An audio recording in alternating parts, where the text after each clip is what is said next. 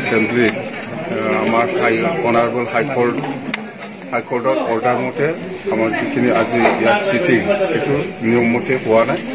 প্ৰথমতে ভুল কৰিছে প্ৰটেম স্পীকাৰে যে এলফাবেটিক হিচাপে অভাৰটেকিং ল'ব লাগিছিল, কিন্তু নলৈ পেলাই প্ৰমোদ বৰক চিফ হিচাপে লৈছে আৰু ডেপুটি চিফ হিচাপে গোবিন্দ বসুমতাৰীক লৈছে আৰু ইয়াৰ পিছত নেক্সট ফেৰেংগা EM হিচাপে। তেতিয়া আমি ধৰিব পাৰিছোঁ যে এইটোতো কেণ্ডিডেট বা MCLA হিচাপে অভাৰটেকিং হোৱা নাই, এইটো চিফ আৰু ডেপুটি চিফ হিচাপে প্ৰটেম স্পীকাৰে অভাৰটেকিংটো লৈছে। তো এতিয়া আমি উপায় নাই, আমি চিঞৰ বাৰ কৰিব লগা হৈছে যে নিয়ম মতে এলফাবেটিকেলি হ'ব লাগিছিল।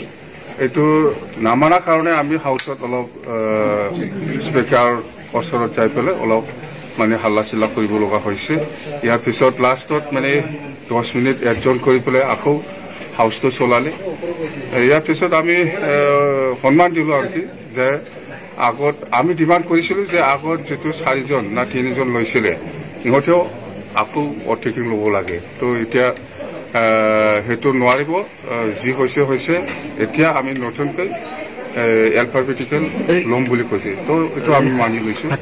লোৱাৰ পিছত এতিয়া ইহঁতে কি কৰিছে, প্ৰথম স্পীকাৰে কি কৈছে যে স্পীকাৰ চিলেকশ্যন কৰিব লাগে। আমি অবজেকশ্যন দিছোঁ, স্পীকাৰ চিলেকশ্যন নহয়, এতিয়া গভৰ্ণমেণ্টে হোৱা নাই, কেনেকৈ স্পীকাৰ চিলেকশ্যন?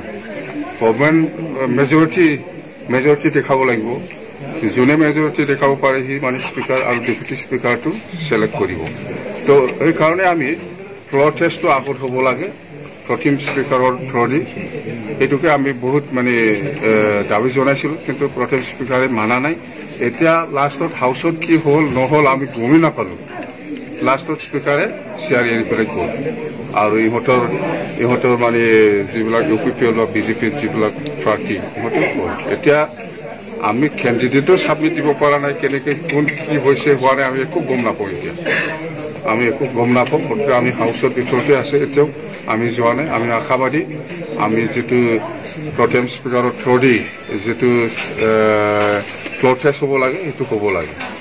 ইয়াৰ পিছত যোনে মেজৰিটি আৰু আমি যেতিয়া ফ্ল'ৰ টেষ্টত কথা কৈছে তেতিয়া আমি হেণ্ড ৰাইজিং এইটো হাত ডাঙৰ কিবাটো নালাগে বুলি প্ৰটেষ্ট কৰিছোঁ।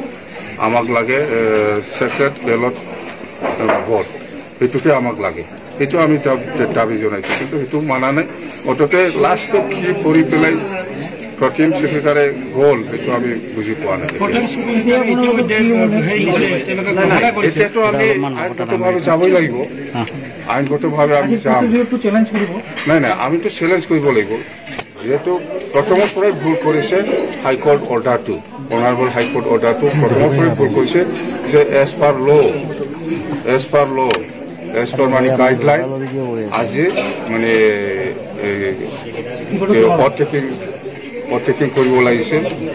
ইহঁতে প্ৰটেম স্পীকাৰে এজ পাৰ গাইডলাইন কাম কৰা নাই। তো সেইটো আমাৰ কাৰণে কোৰ্টত চেলেঞ্জ দিব।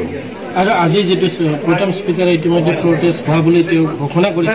নাই হোৱা নাই অলৰেডি ডিক্লেয়াৰ কৰি দিছে। কেনেকৈ ডিক্লেয়াৰ? এছেম্বলিৰ ভিতৰতো কৰা নাই নহয়, আমিতো শুনাই নাই, আমিতো দেখাই নাই। কেনেকৈ এনেকুৱা বনাই ল'লে হ'ব নেকি? প্ৰথম স্পীকাৰে হাউচটো কেনেকৈ এডজন কৰি পেলাই গ'ল আমি এইটোও নাজানো। প্ৰক্ৰিয়াটো কমপ্লিট কৰি গুচি গ'ল। এজেণ্ডা শেষ হোৱা নাই, এতিয়াও এজেণ্ডা আছে।